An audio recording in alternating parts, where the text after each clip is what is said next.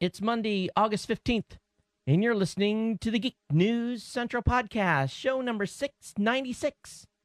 Geek News Central is sponsored in part by GoDaddy, the world's largest domain register and hosting provider, and by GoToMeeting, now with HD Faces, the world's best web conferencing solution. Get your free trial at GoToMeeting.com. Click the Try It Free button and use the promo code podcast. Geek News Central is sponsored in part also by Carbonite.com. Get a free 15-day trial, use promo code TPN, and 2 months free with purchase. You know what comes next. Strap in. Here it comes. All right, people, I need a go, no-go for the Geek News Central podcast.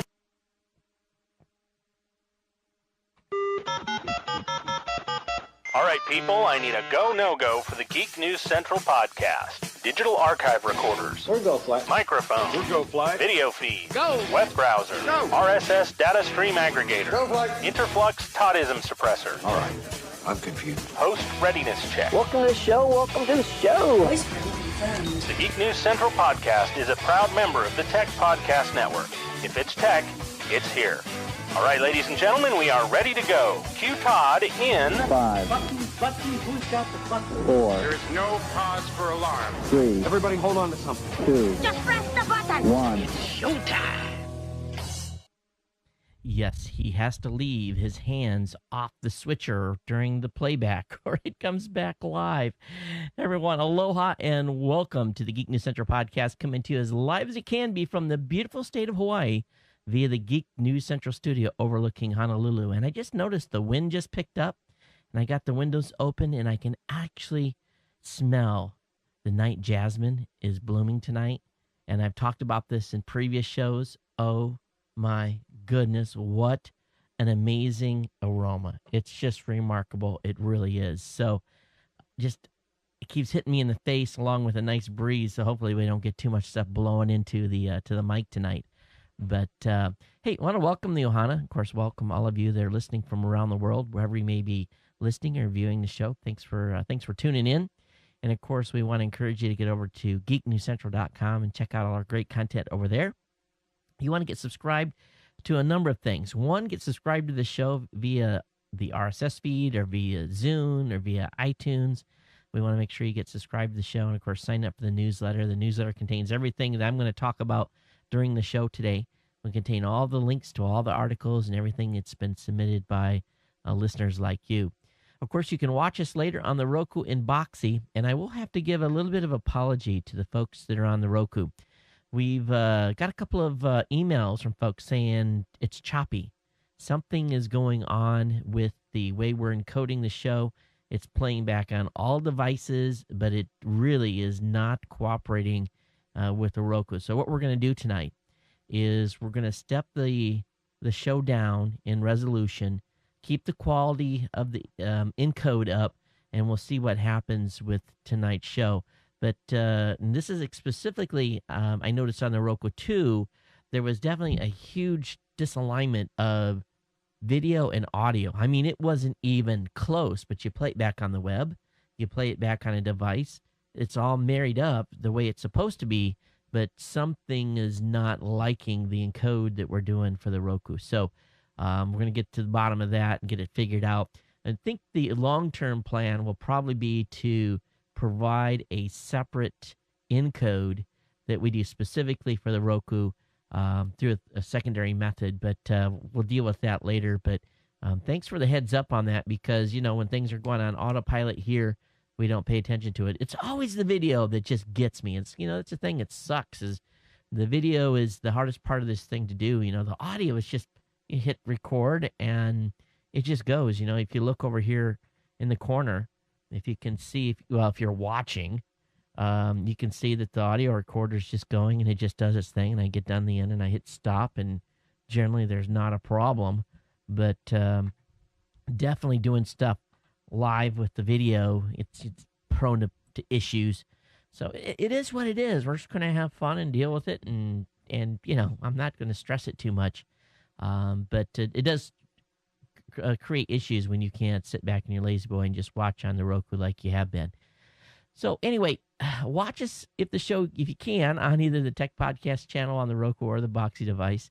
And of course, we're streaming live tonight at live.techpodcast.com, live.geeknewscentral.com.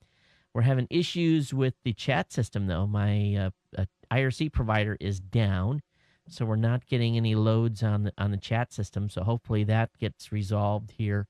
But I did notice something in their forums today, or just before we started the show, that said that the chat was down. So if you're up on the system and trying to get into chat, it's definitely an issue right now. Of course, you can reach me on Twitter at Geek News, or you can email the show at geeknews@gmail.com. Lots of places you can follow us. And, of course, call the hotline if you've got comments on today's show at 619-342-7365. We're up on Facebook as well. We've got a Facebook homepage, facebook.com/Geek News.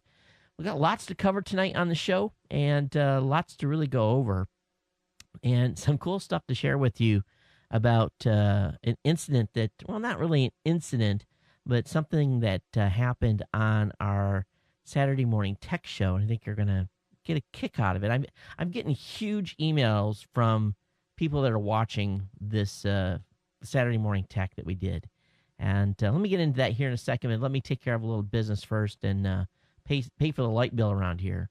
But one thing I want you guys to do is really pay attention to a new offering that we've got with GoDaddy. GoDaddy is giving us the ability to get a huge discount for you on their reseller program. So you've been thinking about starting a business. What I have to offer here is unlike anything that they've made available before. Now, while I do not personally have a reseller account because it's a little bit of a conflict of interest here, I know a lot of people that do, and have built up long-term substantial income. I know that Podcast Pickle, when he was running his GoDaddy, or I think he still is, obviously, his GoDaddy reseller account, even a couple of years ago, I know he was getting a decent amount of income off that. I know a couple of people as well that have current accounts that are doing well too. And basically you sell once, and then basically you get the residual for the life of the account. So if you would like to save 30% on a GoDaddy reseller account, all you have to do is pick your plan and use my promo code when you check out. The promo code is GEEK30. And all you got to do is go over to GoDaddy.com, look for the reseller link that's up at the very top of the webpage, and then, or just click on the link that's going to be in the show notes, and you're going to see this special limited time offer for 30% on a new plan. And there's some details there on how that works, talks about it, and you can sign up for a basic, pro, or super reseller. And be sure to review the differences in the programs between the basic reseller and super reseller. But this really can be set up in about 5 minutes. You can get up and running. You don't have to know HTML. They make all the templates. You just set things up. You can point your right domain at it, store.yourdomain.com or whatever you may want it to be. And it's really simple to get going, and it's a great way to generate some revenue for yourself. But if you're going to just pick up regular codes or pick up domain names or a hosting account, and you want to save some money, my promo codes are all at geeknewscentral.com/GoDaddy, and you'll find a full assortment there of codes. Now, what you can do to help out the show, if you're a blogger or you're a tweeter, hey, tweet my promo codes. Tweet them out. Link to that page, geeknewscentral.com/GoDaddy.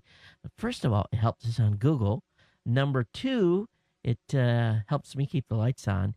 And three, it's just, I love you if you do, because you guys are fans of the show. So anyway, thanks for that. All right, let's go ahead and talk about a few topics here. First things first is the Saturday morning tech show. It started out with Andy McCaskey was not able to join us, and we had, of course, summertime. Everyone is busy, so it's hard to get people locked into, coming on the show early Saturday morning. Either fellas are doing honey-do list stuff, or it's a busy time of the year. People are on vacation and so forth. So I didn't know quite what to expect. Rob Greenlee had agreed to join me in the Google Plus Hangout, and we were just going to see what was going on there. Well, the first thing that happened in the morning was this Logitech C615 webcam that I've had no issues with on doing any type of calls with, which I've actually been super impressed with. This webcam decided it was going to have a hissy fit, and I couldn't for the life of me get the balances right or anything working good. and it was horrible. So I messed with that for 5 minutes or so, and I said, forget it. And I said, Rob, let's just go with it. And I was going to switch between the screen and the camera, and it worked out for the show. But we got going, and about 5 minutes in, as a matter of fact, I'd done the intro, talked to Rob for a few seconds, was getting ready to introduce my first article, and inbounds. Now, we had an open hangout. It was available for anyone to join. We knew that was possible that we'd get any listeners in or other Google Plus followers.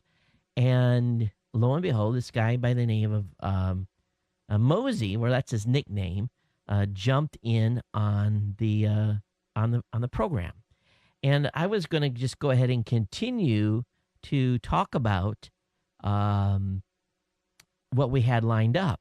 But this individual jumped in, and Mosey is a celebrity on YouTube. He does the Fail Toys video series, and he's gotten a huge amount of traffic, and I guess he makes a huge amount of money being a producer or partner or whatever it is at YouTube.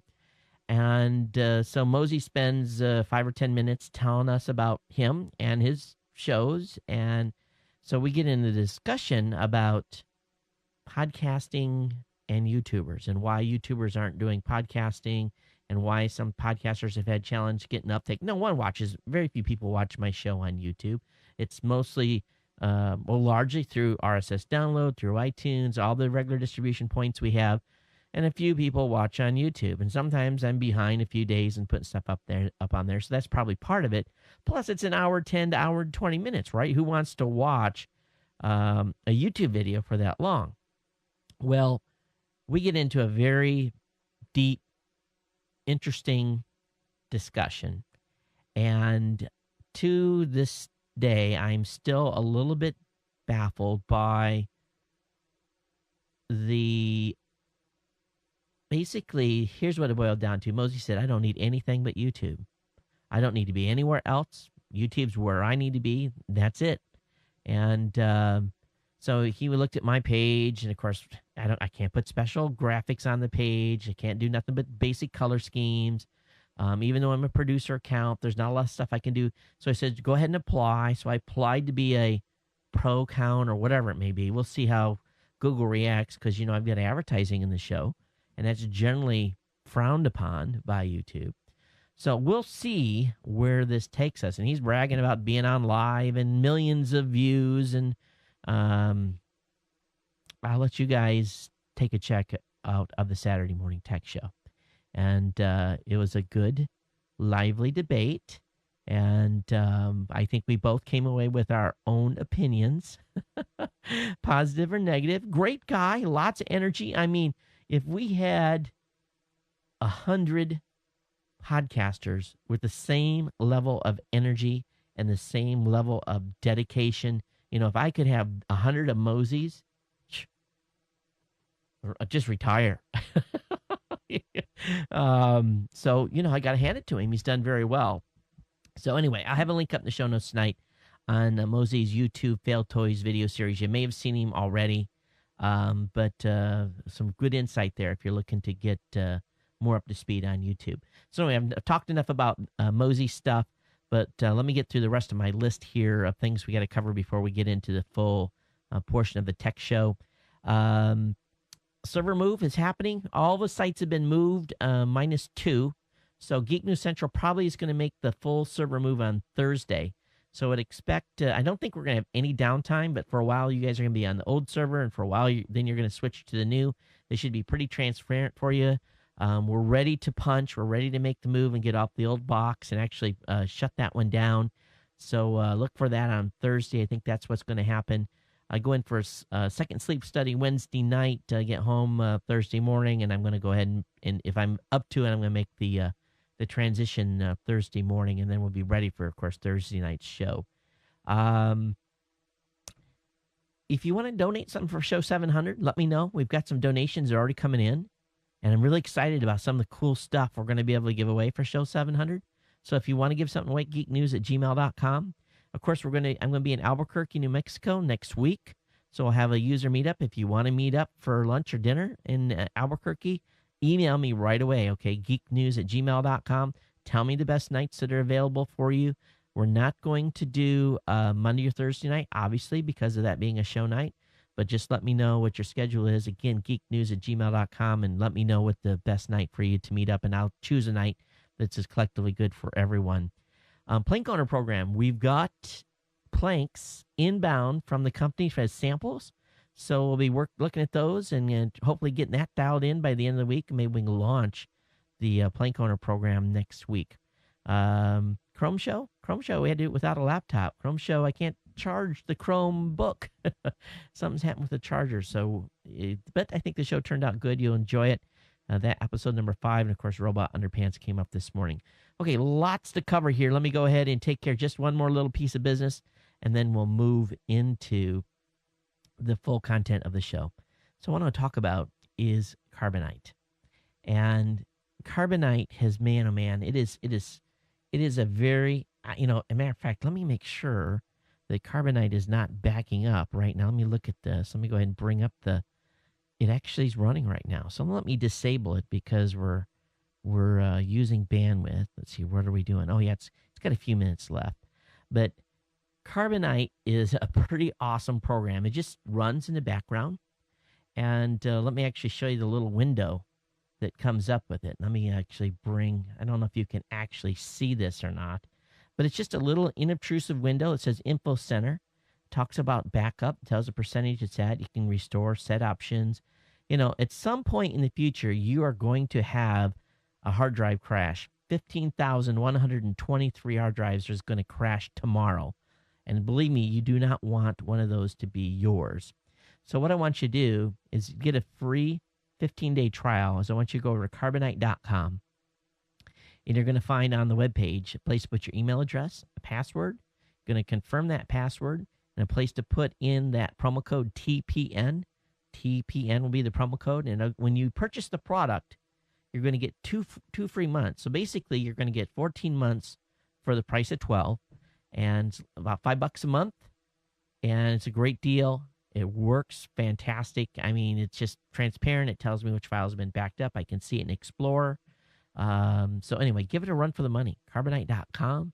Use the promo code TPN to get those two free months trials. And of course, just click on the link on Geek News Central. That'll get you there straight away. All right, let me go ahead here and load the tech content. I got just a stack of stuff, and I'm going to load one other document while we're in transition here. I hope everyone's had a great summer. If you've been on vacation, I hope you've gotten your batteries recharged.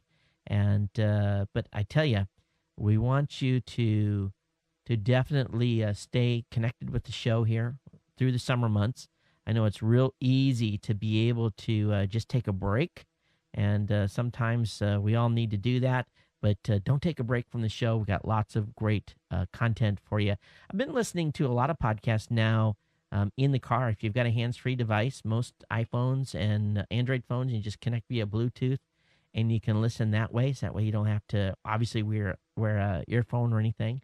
So definitely make sure you're staying dialed in with the show, and you know that we produce it every Tuesday and Friday for Tuesday and Monday and Thursday for your listening pleasure, and it comes out, of course, Tuesday and Friday morning. All right, yes, I'm ready. I'm ready to move forward here.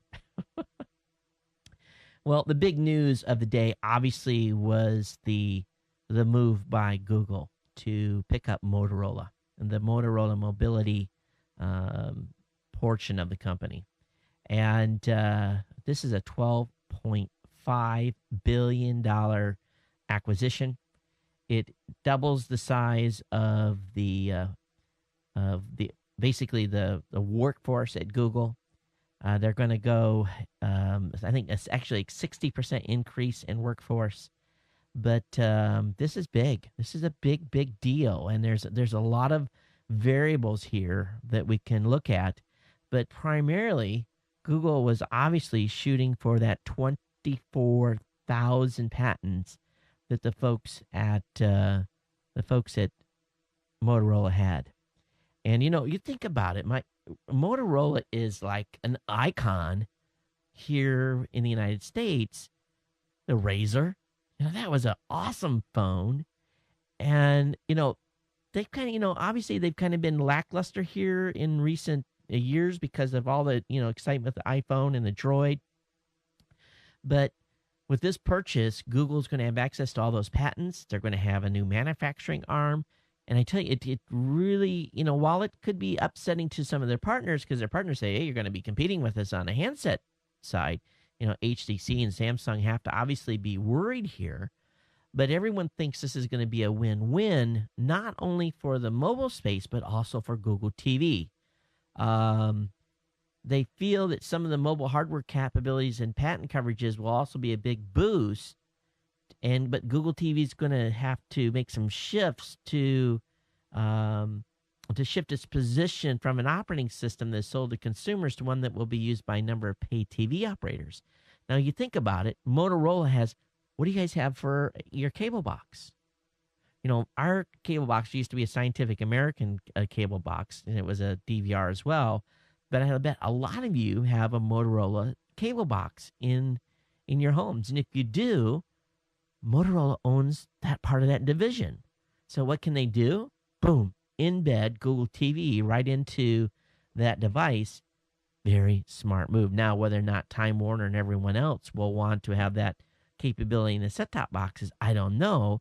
But at least it makes some sense. Now, the question we have to ask, is Motorola going to go, is Google going to go out and kind of pick off a couple more of these companies that build basically your DVR, your television box? Time will tell on that. But obviously, we think the main reason, and everyone's obviously speculating that this was a play mostly for Motorola's patents. And you can't blame them because of the, what's been going on with Apple and Microsoft making really, being very, very aggressive and picking up patents. And with the number of patent lawsuits that are in play right now, it'll be interesting to see how this thing rolls out. Now, the question that I think we all need to ask, is this going to, be subject to the same type of scrutiny like the AT&T acquisition of T-Mobile? Is Google going to have a hard time, basically closing this deal? Is there going to be antitrust stuff that's going to be looked at? I'm sure the full mantra will be there. Now, a lot of people thinking that there's going to be other vendors supporting this deal just because they want the protection for Android. And here's what the CEO of HTC said. He said, "We welcome the news of today's acquisition, which demonstrates that Google is deeply committed to defending Android, its partners, and the entire ecosystem." Here's what Sony had to say. "I welcome Google's commitment to defending Android and its partners." Here's what the folks at LG said. "We welcome Google's commitment to defending Android and its partners." Again, some of the same, almost exact language per se. Now, is this going to be enough? I don't know. Now, what I got going on here is it was nice breeze was coming in when we started the show. It's completely died, and the temperature's rising here in the studio. I got my ceiling fan up on high, and we can hear it, so I'm bringing it down. But when I bring it down, it's just not quite enough air moving in here. Oh, gosh. Can never find a happy medium. When we build a new studio, we'll have the thing AC'd, all right? With your help when we launch our Plank program. So anyway, what do you guys think about the Google acquisition? All right, what do you think of the Motorola acquisition? See if I can talk here tonight. But email me your comments at geeknews@gmail.com. geeknews@gmail.com, or of course call the voicemail hotline at 619-342-7365. And I got a cool call tonight. You guys remember Brian from Brooklyn, who's called into the show a number of times?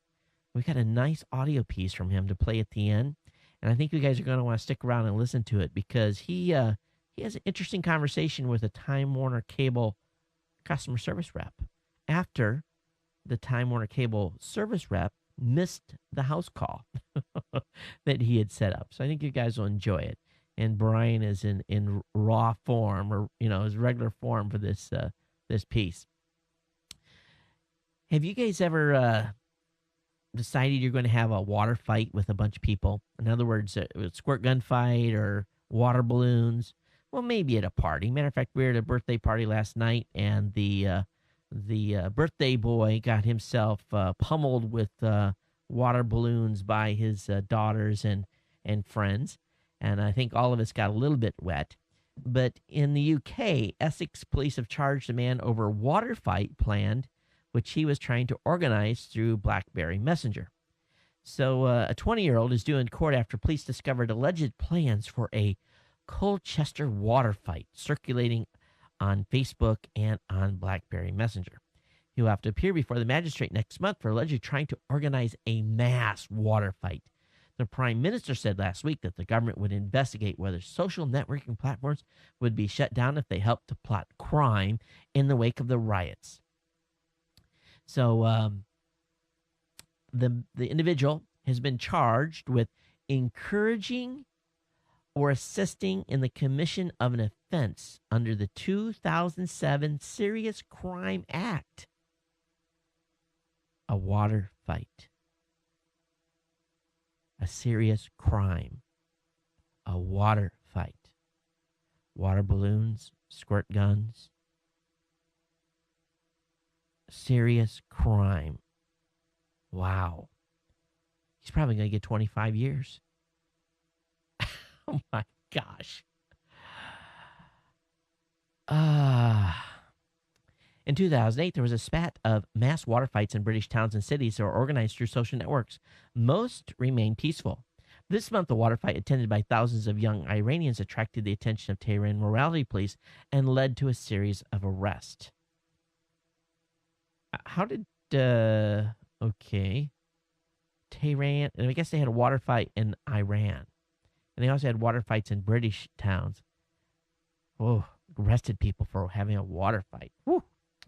Serious business there. Hey, those of you in the UK, love to hear your comments on this. geeknews@gmail.com. Voicemail hotline 619-342-7365.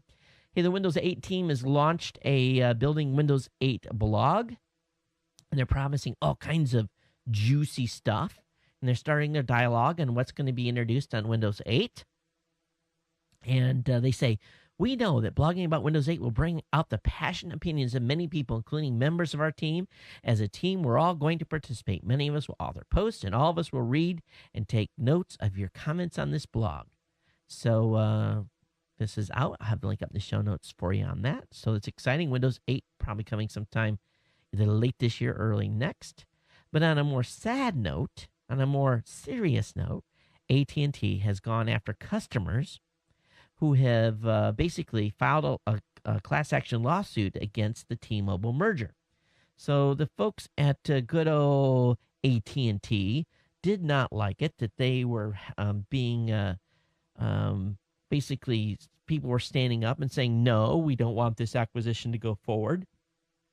And so the law firm, Bursar and Fisher, filed a lawsuit on behalf of AT&T customers who are against the proposed acquisition. And essentially, AT&T has basically come back and said, hey, we are going to fight this. And they've filed their own reports and information back, and filed different types of, basically stuff to the court. So they are said AT&T's filing of these lawsuits appear to be an act of desperation. No, excuse me. The article is saying that AT&T's filings of these lawsuits appear to be an act of desperation, since AT&T now realizes it faces a substantial likelihood that one or more of the arbitration cases will indeed stop the takeover from happening. But AT&T's legal argument are frivolous. We expect the courts will reject AT&T's argument and dismiss these cases very quickly. AT&T's desperate lawsuits will not interfere with the ongoing arbitration proceedings. So, in other words, AT&T is trying to battle back. And basically what's going on is if you win a case through arbitration, according to AT&T's terms of service, you could be compensated for as much as $10,000. Now, normally with any class action lawsuit, this will never happen. You end up with $3.52 is what you end up with. But the firm had whether or not it was right or not, dangled a $10,000 reward for each customer if it wins an arbitration based on this arbitration agreement that is in your terms of service with AT&T. So we'll see what happens there. I'll link up in the show notes on this. This was an article over on PC Magazine, PCMag.com. Well, Nielsen, let's talk about Nielsen and the Nielsen ratings. I remember getting twice getting a little packet. Basically, I got a mail, a piece of mail from Nielsen saying, will you be willing to participate as one of our basically reviewers, or willing to tell us what you listen to on the radio? So I thought, this might be interesting. And I had talked about this a couple of years back, and they had sent me $1, a crispy $1 bill in that mailing. I replied back and said, yeah, I'll participate. And then I got a little booklet with another $1 in it that basically had me write down everything that I listened to on the radio for like 2 weeks or something like that. So what I did is that every day that I listened to podcasts, I wrote which podcast I listened to in that little book. And when I sent it back, I'm sure they were quite confused trying to figure out which radio station were carrying podcasts. Long story short, they sent me another $1 saying, thank you for your participation and blah, blah, blah. So I got paid $3 to do a Nielsen review of where I basically submitted podcasts that I were listening to. Now, what's going to happen now, when you visit Facebook and you see an ad on Facebook, they're going to be measuring how you're reacting to those ads on Facebook. To date, I have never clicked on a single ad on Facebook. So I don't know if any of you have, but if you do, that tracking data is going to go back to Nielsen. They're going to say, oh, this was very effective. Because Facebook has partnered with Nielsen and they're going to send them all kinds of analytics, basically you're going to get profiled. Now, they're not going to send back your name, but if you are a female, 20 to 25 years old, they're going to tell Nielsen that a female, 20 to 25 years old, in whatever state you live, in whatever county you live, clicked on a certain ad or had this type of an ad served to them, and this was your reaction. You clicked on it or you didn't. So they're calling it Nielsen OCR. And all ads will have a Nielsen tag attached to them. If a user encounters an ad while logged into Facebook, either on Facebook website or while surfing the web within the same browser, in other words, they're going to set a cookie on your machine, Facebook will recognize the encoded tag, and then Facebook anonymizes the ad viewership data it collects. In other words, it's not going to tell you exactly who you are. It's going to bracket you into a category. But this is huge. They're trying to figure out what's working in the ad world, what's being clicked, what isn't, what's being served that people are reacting to. And I just don't think it's going to be that effective. I really don't. We'll see. But Nielsen realizes there's a shift, and there's a shift going on, and they have to be part of that shift. If they're not, they're going to be in a lot of trouble. So just be advised, and this is an article that was over on GigaOM, that when you get over to Facebook next time and you are served an ad, you're participating in a Nielsen survey. Now, the only difference is you're not going to get paid those $1, $2, or $3 that I was paid to fill out my information that I provided to them on very accurately on what I listened to on the radio. I listened to it on the radio. It was through one of those little receivers, but it was podcasts like yours. Oh, gosh. Hey, let's talk about Hack College. HackCollege.com. It's kind of a cool blog, and if you're a student, you should probably read this blog. But moms and dads, you got kids going to school, getting ready to buy some books. I'm sure if you've got a freshman in college, you've begun to realize how criminal it is on buying books. Well, Amazon has launched what's called Amazon Student. It's an iPhone app for textbooks and more. And basically, what this allows you to do, and this is separate from Amazon.com, and it's focusing specifically on Amazon's student educational benefits, like trading in and buying textbooks and creating wish lists to send family and friends. Oh, yeah, that wish list includes, please, Dad, can you buy me that $385 biology book that I'm going to use for one quarter, and then I'm going to have to resell it, and I'll get $120 back of that original $387 price, even though I didn't write a single thing in the book. Oh yeah, we're going to learn about that. And then they take that book and they resell it for $2.75. So this upcoming semester, Amazon become a basically they're making this available, and you're going to have access to use textbook retailers and so forth. So free 2-day shipping on most purchases, and or very cheap overnight shipping, and so this is kind of cool. We'll see where this goes, but it is going to cost you. It looks like do they charge a yearly fee for this? You may have to pay a yearly fee, but believe me, if they can save you a bunch of money, it's worth, I think, the $39 you may be having to pay to have access to this. But I may be wrong on that. I'm just reading real quick here in the bottom of this Hack College article it talks about. Anyway, it'll be up in the show notes. You can check it out. And parents, get ready to reach really deep into your pockets for those books. Now, you're going to love this one. The MPAA, they're about movies, right? And they lobby to make sure you and I don't peer-to-peer share their movies, or if we don't, don't do things illegal when they don't want us doing copyright infringement and all these myriads of things that they lobby for. They lobby Congress to put more restrictive stuff in on moving of data and everything else. But did you know that the MPAA is also lobbying for Wall Street reform? Okay. The RIAA has spent over $5 million in the first half of 2011 lobbying Congress. The MPAA have cost over $1.2 million this year. There's nothing out of the unusual there on their normal lobbying, what they're doing. But they've hired Michael Towery Associates, and they spent tens of thousands of dollars to advance the implementation of the Wall Street Reform and Consumer Protection Act. Now, this is kind of unusual. Why would, the face of that bill sounds something that maybe we'd all be interested in looking at and getting behind potentially. And of course, we don't talk about finance on this show, so, we don't cover that. I would just suggest a couple of great investment shows over at Blueberry. But the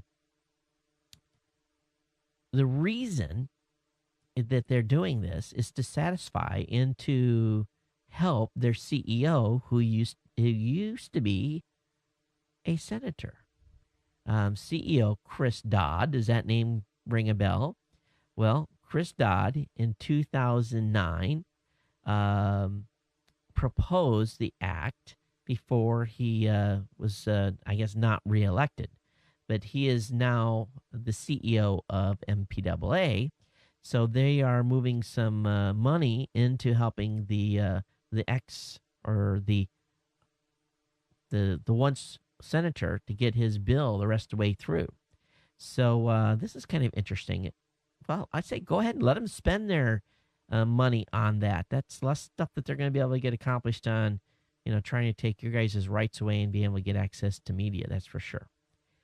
Well, the Black Hat Conference was over last week, but one thing that came out of it was a recognition that Microsoft has done one heck of a job in improving the security of its operating systems. So this should make all of you sit back and go, But one of the leading internet security firms, Kaspersky, is that how you pronounce that? Kaspersky, Kaspersky. I know I just destroyed that. Someone's laughing. Has rolled some big news. Microsoft is no longer has any software on their top 10 vulnerability list. Now, it doesn't say how far down they've got anything else, but it says, in fact, not only is it a bit of a redemption by Microsoft, but a black eye for two other companies. Adobe and Oracle are in sole possession of the entire top 10 list. Specifically, Adobe Flash Player, not surprising, racked up 7 of the top 10 vulnerabilities. Now, here's something that was talked about. You guys are now the wind's blowing in the office again, so you guys maybe hear a little puffing on the microphone as we're getting wind across the condenser here. But the the folks at Adobe, in response to basically some serious backlash by Google, have basically cleaned up a whole bunch of Flash security issues. I think there was like 80 or something that they cleaned up, but it definitely has some issues there. And if you've been seeing the regular Flash updates, that's why, because Adobe's trying to plug all the holes they've created in some of their recent updates. Oh, you hear that? So we're getting a little gust of wind in here, so I may have to reach over here and shut that window if it keeps up. Hey, over on AndroidCentral.com, you guys are gonna love this. Let me bring this up and I'll blow it up in the screen so those of you that are watching can see this. Really good. And it's being suggested that Apple may have tampered with evidence in the case of German Apple versus Samsung. So let me show you. Is it gonna let me? Come on, baby. Let me make you get bigger. Oh, it's not doing it. Oh, yeah, there it goes. So here's what they've done. In court submissions, they made the Samsung device, specifically the let's see, what is it? It was the iPad versus what is the name of the actual Samsung device? They don't even list it. But anyway, it's a Samsung tablet, and the Samsung tablet has a 16:9 motif. And what they've done is, in the stuff that they submitted to the court, they expanded the Samsung tablet to look to be exactly the same size as the iPad, where in reality, the actual size was about 20% smaller. So they actually increased the dimensions that they submitted to the court. They blew it up to make it look like the same exact size. And essentially what that has done here is that is tainted. The court looks at this. Oh, yeah, that thing looks exactly. The thing looks exactly like the iPad, and could have influenced the court on their decision on the injunction. So, and if that wasn't enough, the Samsung logo was removed from Apple's image. And of course, it's shown with the app drawer open instead of the normal home screen view. So they really played it up to their advantage. I can't imagine that the German courts will let this slide. And time will tell on what happens here. But it makes you go, And when you guys see the image, if you load the website up, and this was over at AndroidCentral.com, I think you're going to all agree that Apple is up to no good there. So we'll keep you advised on that. Here on TechDirt.com, they're reporting that Fox News basically told the AP not to use clips from the recent GOP debate. AP apparently unfamiliar with fair use. And actually, for the very first time, AP is being criticized for not actually using pieces of the content and basically, sustaining the fair use rights. So Fox had basically told the AP that they were not allowed to select excerpts of the debate for use in online video. And AP went even so far as to saying, hey, Fox wouldn't let us use their content. So, AP has been pretty good in all the other, you look at CNN, you look at Fox, they all use little itty bitty clips from other networks, and they always give attribution to it. They always say this is they'll put on there was from Fox News, and if it was on CNN, vice versa, or MSNBC, they all play each other's clips and do commentary on them. So why would the AP decide all of a sudden we're not going to use someone else's clip? It might be that the AP is getting ready to say, hey, we don't use other people's clips when they tell us we can't. So we're telling you you can't use our clips on your website. That might be the defense. But I think anyone that's writing any kind of content or doing anything online should be very aware that you need to continue to exercise fair use rights. And if not, they, it's one of those things. You don't use it, you lose it. So we'll have to see where this goes. Also, as a warning to parents, if your kids are going to school and they're going to use school email systems, the courts have said colleges can snoop on students' email, so be aware. And if you're a student going to college, don't be putting stupid stuff on your college account, especially if you're like sharing homework information or whatever you may be doing. Use your own email account. Don't use the college one. All right. Now, remember that bogus article? We talked about it here on the show where they said Internet Explorer users were, by using IE, were more stupid. And I think at the time I had actually raised some doubts whether or not that was correct or not. We kind of laughed about it here. And, of course, it's been completely debunked in the past couple of weeks that was a totally bogus article. So there's a new article. It's on Tech Dirt that said, could internet and television be making everyone smarter? Well, I don't know. I guess there's a lot of stuff on TV that, if you're watching the right stuff, definitely can make you smarter. Like that, how the stuff is made. There's a lot of stuff on Discovery that's good, stuff on TLC. There's a lot of good content out there, but there's a lot of junk too.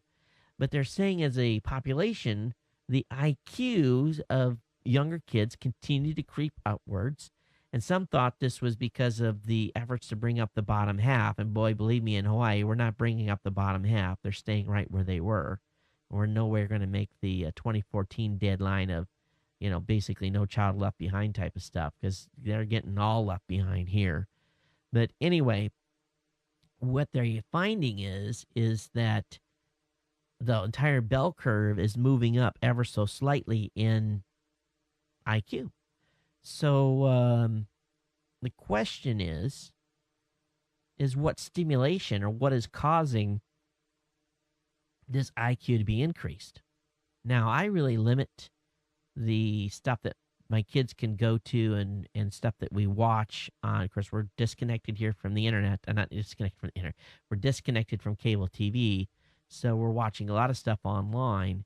And but the fact is that kids are scoring better on IQ tests. Maybe it's just an evolution. We're getting smarter. I don't know. I guess we all need to be a little smarter. Some of the kids I see running on my kids' school, I have my doubts. But so anyway, kind of interesting on the science front that our kids are getting smarter. Police are trying to bring wiretap charges against a woman who filmed them beating a man. Wow. We've talked about in the past how police in some courts have been abusing wiretapping laws to go after people who film police in public. But now there is another police department that is trying to file a criminal complaint against this woman who basically filmed a police officer who was basically disciplined for an incident in November 2009 in which the police were caught on video beating a guy named Melvin Jones. The video was made by a woman named Trisha Green, and Jones had bones all over her face that were broken and became partially blind in one eye, and yet they're trying to charge this woman with wiretapping charges because she filmed. What is up with that? We'll have to see where this goes. I keep you advised, but what an absolute abuse. Hey, you want to watch Fox on Hulu? Now, you only can watch Fox on Hulu if you're a Dish customer. That's right. They've locked us all out. You have to prove that you are getting Fox on Dish in order to watch any Fox content on Hulu. Doesn't matter if you're on Time Warner or Comcast or anybody else like that. They've only integrated with Dish. So no longer watch any Fox content on Hulu because they basically said you got to pay. You have to pay the cable companies. You have to be able to prove that you're a cable subscriber to get access online. Well, read between the lines, Fox. I'm not doing it. Hey, Firefox users, guess what? No more version numbers. They're acting the same way Chrome is, that they're going to switch to a Chrome-like release schedule for its browser, and there's going to be no more basically version numbers. It's just going to be a build. So we'd have to worry about talking about Firefox 6, 7, 8, 9, or 10. It's going to be Firefox build 1.89672754, and you're just going to get an update. continuous update of the browser. Kind of cool. I'm sure it's going to cause problems down the road, but we'll see. Another outage on Amazon S2 makes me a little nervous because we have moved a lot of our infrastructure that needed some extra lifting power onto Amazon EC2. Specifically, most of our generator sites, most of our client sites are now running on the cloud, and we can scale as we need. And even some of our stats stuff now is on the cloud. Now, we've got a bunch of reserve stuff sitting back on GoDaddy servers and Fallover, where if Amazon goes down, other servers will pick up. But it's kind of expensive to maintain, all that extra infrastructure. So we've been real careful in trying to find a happy balance there. What can we afford to have go down for 10 minutes? What can we not afford to go down for 30 seconds? And vice, all this stuff in our planning. But it makes me, this is like the second outage this year. This one happened in a data center in Dublin, and it was caused by a lightning strike. But, every time something like this happens, I go back to our tech team. I say, what happens if our data center goes down? How do we recover? And we actually spent a significant amount of time building some procedures that really all has to happen is the phone has to ring and one of us get a call and say, server's down, data center's out. We'll be able to log into Amazon EC2. Basically, within a few minutes, come back up on another box. There's no way to automatically do it, but we can shift the instance to somewhere else if need be so. And same thing with our DNS. It's all pretty flexible to be able to update real quick. So really, the only thing we've said that we can never be down with is our media redirect, which runs our stat service, because even down for a minute, that could end up being 1,000 downloads that would have failed. So that's something we've invested heavily in to make sure our stat system never goes down. Knock on wood here. My God, shouldn't even talk about this as, what will happen will happen. But you can only do so much. And especially when you're trying to keep the cost under control.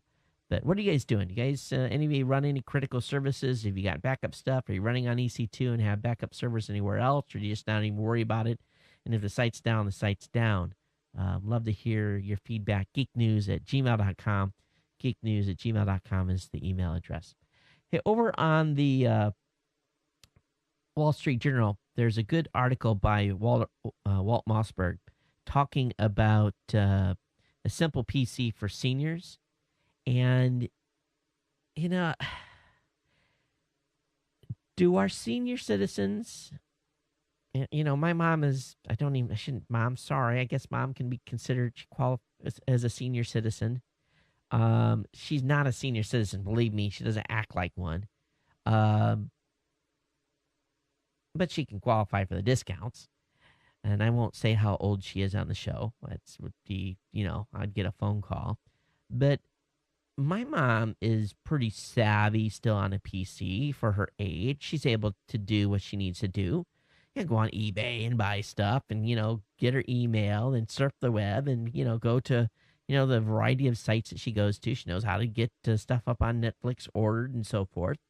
So really, is there a need at this point to have a simple PC for seniors that just has, like little click menus and it dumbs it down so far that it's to the point of ridiculousness? Is that a word? Anyway, if you think you have a parent that's in need of one of these, Walt Mossberg gives a little warning. It's a little flaky right now, but for $699, a base unit with an 18.6-inch screen and a 320 gig hard drive is available for you at $999. There's one that's a 20-inch screen. It's all self-contained unit, and a lot of it's touch. Not too much of it is, some of it is mouse-driven, but it's got all the basic stuff built in, Skype, it's got photos and different things. And it's made by a company called Telikin, Telikin. So if you're interested in that and have an adult in the family that needs one of these, might be an option for you. Some folks that were spying on kids. The parent company of Broken Thumb Apps, a prominent iOS maker responsible for games like Zombie Duck Hunt, Truth or Dare, Emily Dresses Up, has paid a fine to the FTC for $50K for collecting data on kids. And the company was apparently collected and maintained a list of more than 30,000 emails, as well as personal information for more than 300 of Emily Girls World app users, 290 Emily's Dress Up users. So this is kind of ugly, but just, the kids obviously weren't going to be able to buy anything unless they got the parents' password.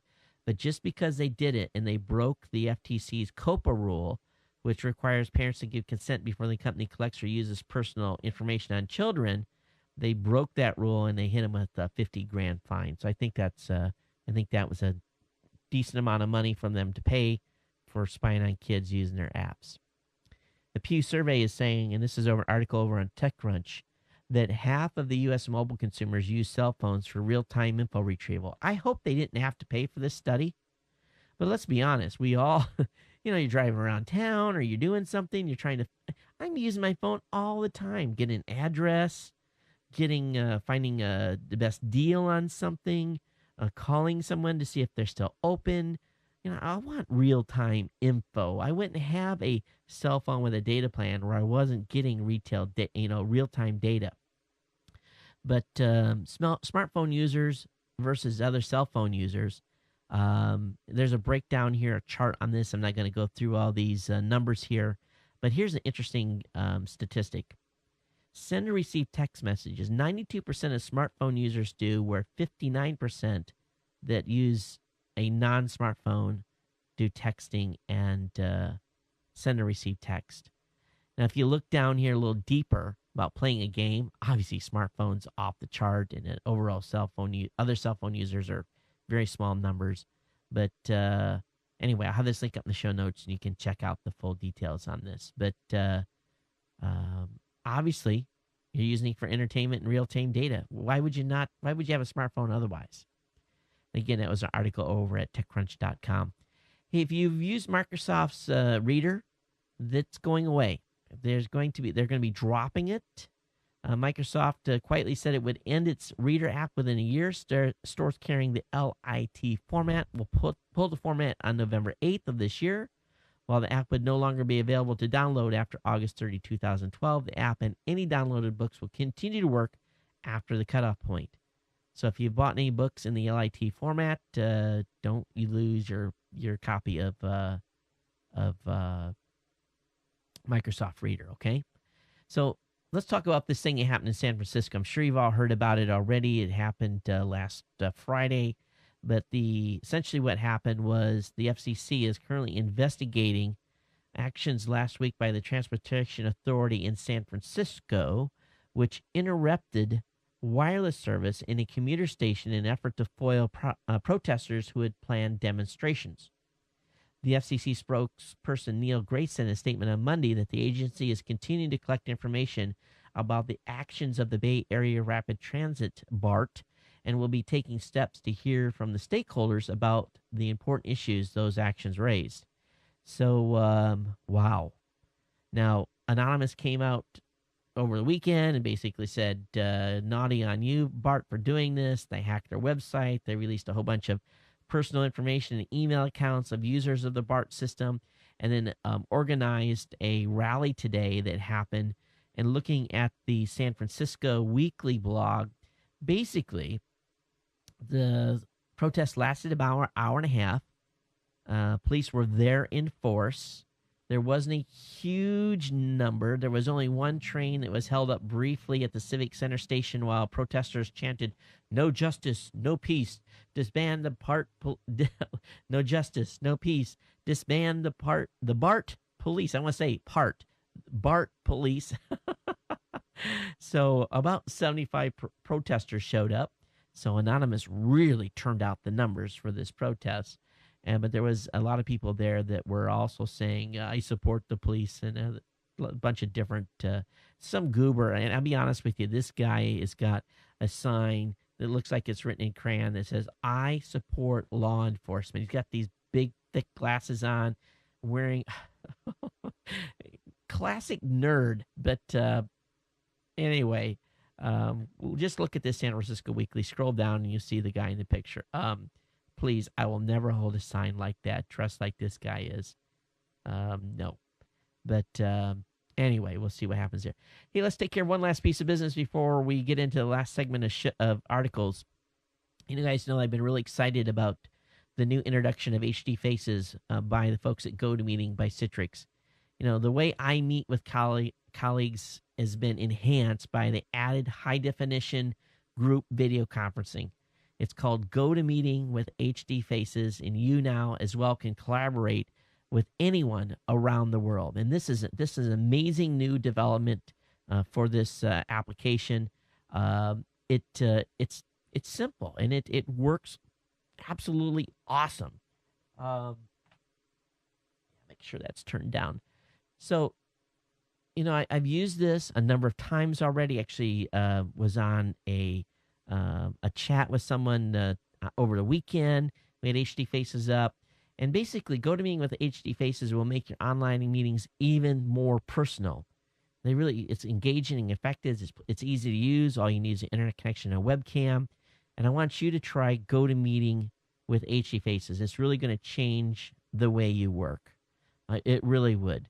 Geek News Central listeners can try it free for 30 days. You visit GoToMeeting.com, click on the Try It Free button, and use the promo code podcast. Be sure to use the promo code podcast so we get credit for that.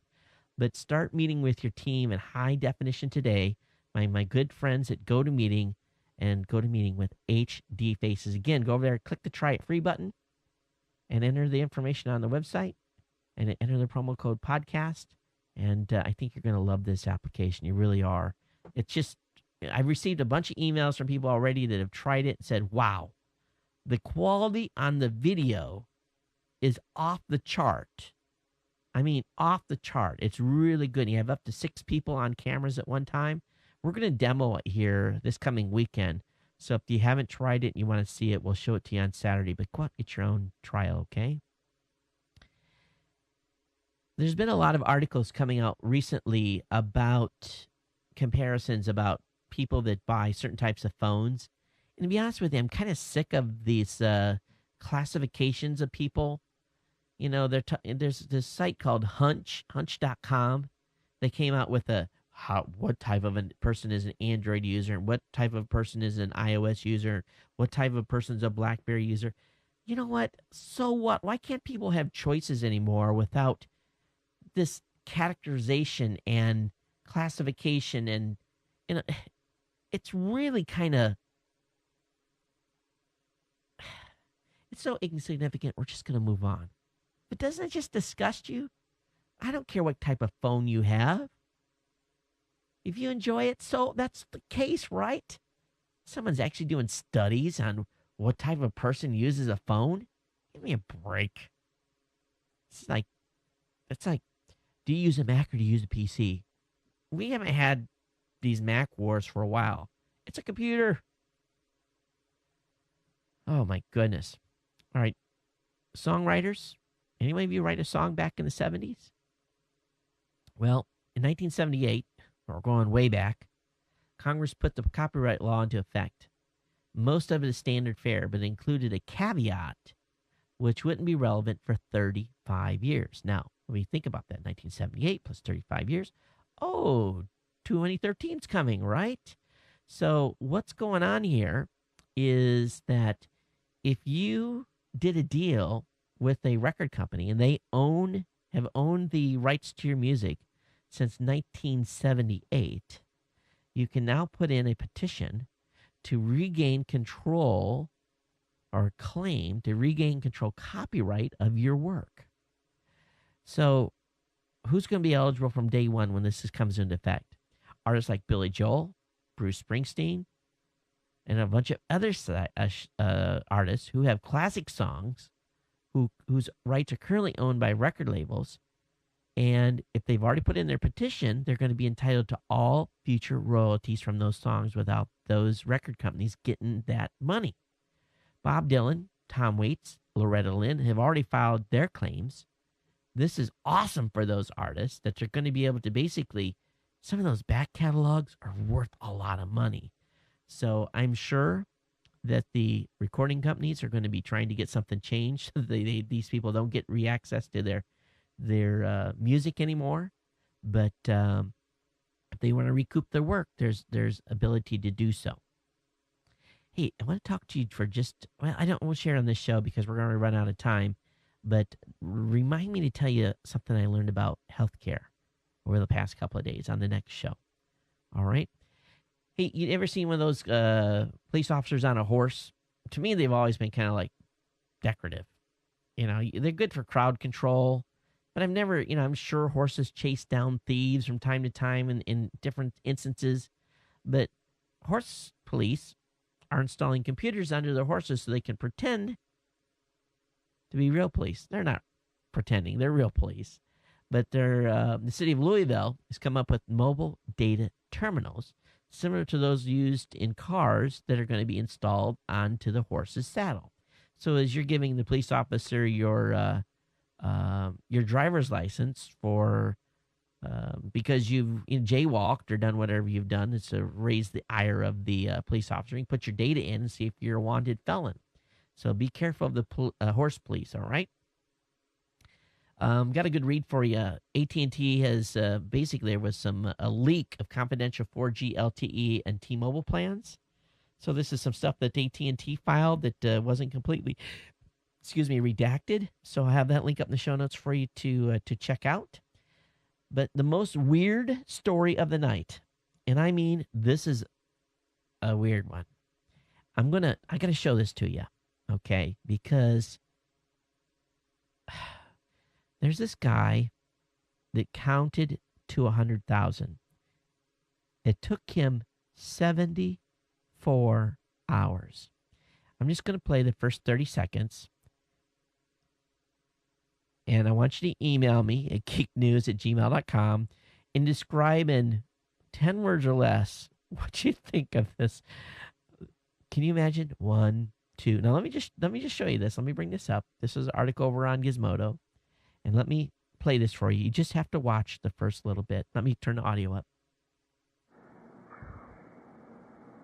Gee whiz, I sure do love counting. I wonder how high I can go. Let's find out. 1, 2, 3, 4, 5, 6, 7. Yeah, and it goes on like that for 100,000.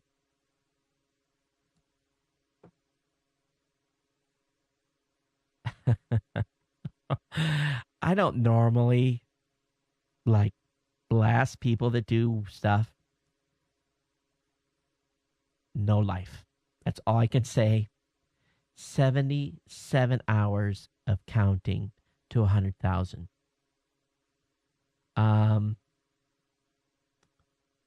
He took he counted. I'm sure no one watched this, but he had to upload 2 files because his file got too big, and but 6.5 days of counting. Please don't tell me this guy's drawn unemployment or some sort of assistance check. If he is, please take his money away. Or better yet, get him a psychiatrist. In my opinion, guy's crazy. All right. I got to play this piece by Brian, or we're going to go crazy long. But I got a bunch of other stuff I'm just going to quickly run through here. Got a good STS-135 launch tribute video. Got a good article here about facial recognition used to ID suspect in the UK riots. About 1,400 people have been arrested so far based on facial ID technology. So if you're going to go riot someplace, make sure you wear a mask. Also, a Canadian politician, a real not effective one, but this gentleman by the name of Travis McRae is 21 years old, has launched a peer-to-peer site. He's part of the Pirate Party in Canada, and so that holds dual citizenship, U.S. and Canadian. So I'm going to suggest to Travis that he doesn't come to the United States anytime soon from starting a peer-to-peer site and being so public about it. Those of you down in New Zealand, ISP CEO has slammed the copyright law on outdated business model. Telestra Clear, one of the largest ISPs in New Zealand, has basically said, hey, what you guys are doing with this three-strike law is pure insanity. If you guys are camera nuts, you're going to love these shot glasses that looks like lenses. And for you get a set of 3 for $18. Really cool stuff. And these are kind of cool stuff that I like. When I saw this particular cool object, I thought, I'm going to pick this up. This is a moon rug. It's got a picture of the moon on it. And but I said, how much is that? When I looked at the price, $1,960, I was like, no, I'm not going to do it. But one thing I did pick up is my own little launch control here. So you guys probably can't see this real good. Camera's not zoomed in. But if I turn on the switch, it's plugged in my USB port. Turn on the power, go into control, lift the lid up, and press the button.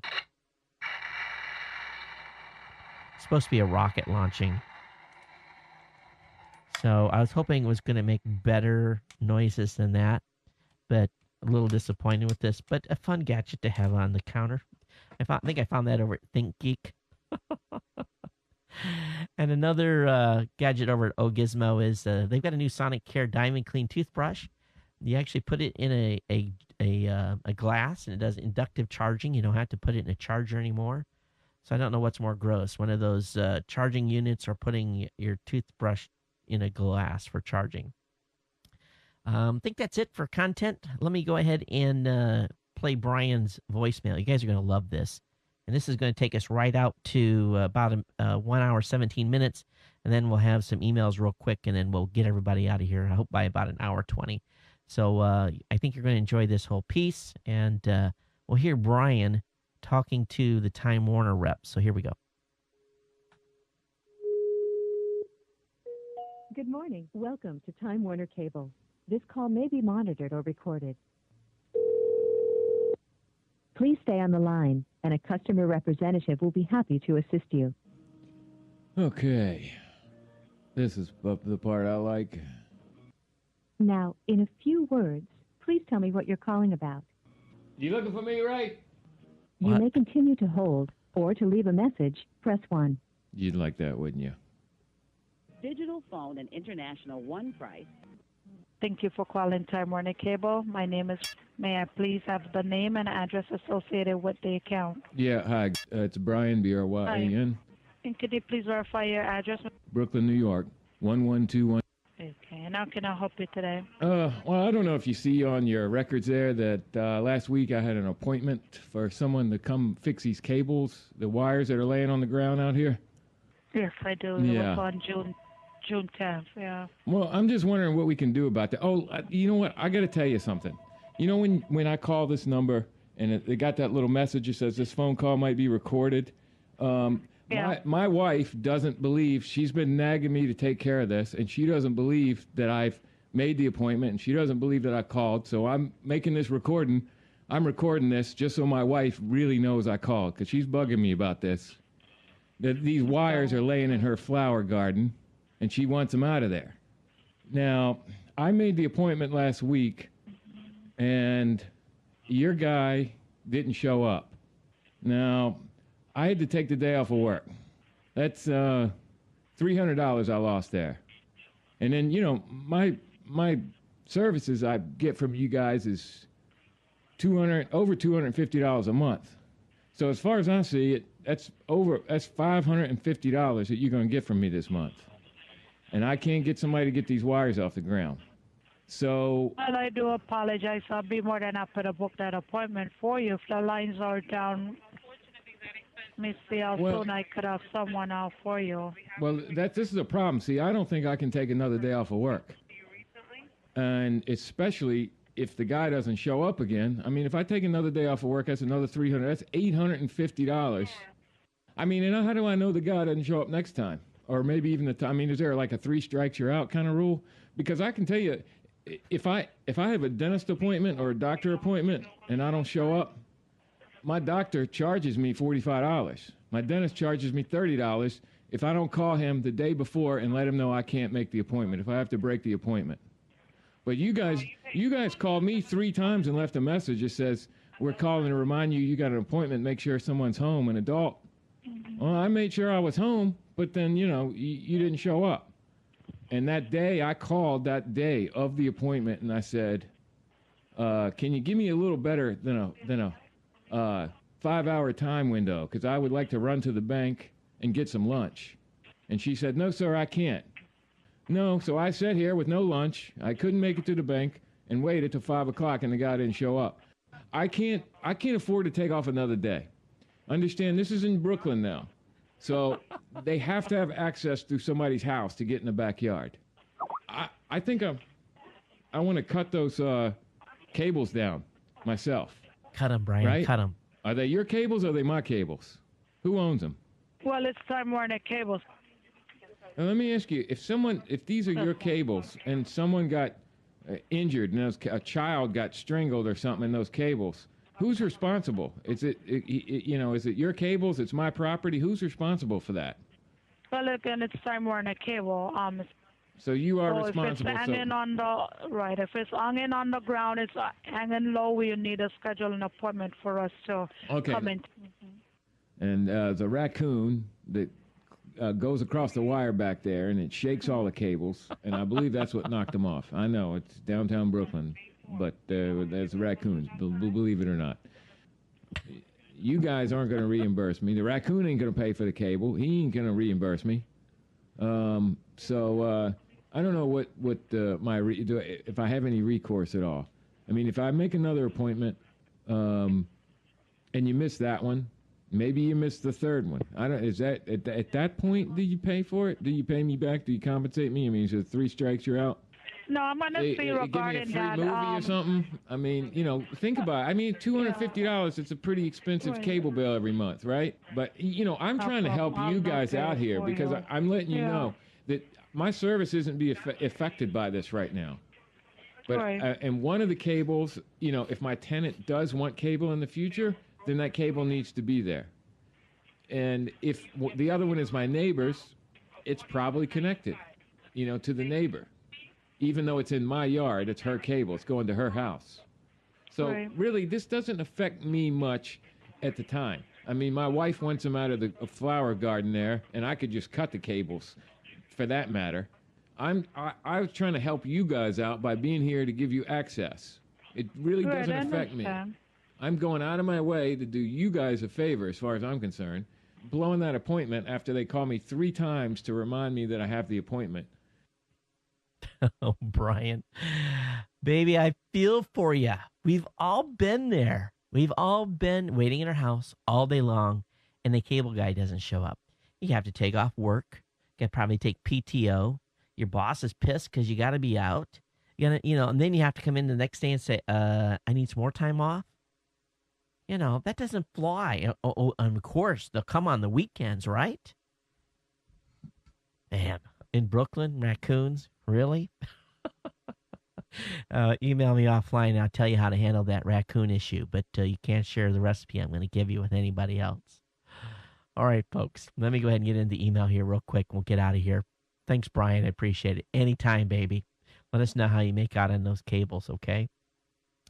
Got an email here from Bob. He said, I would bet that someone is using a Gmail address with a period in it. I run into this all the time.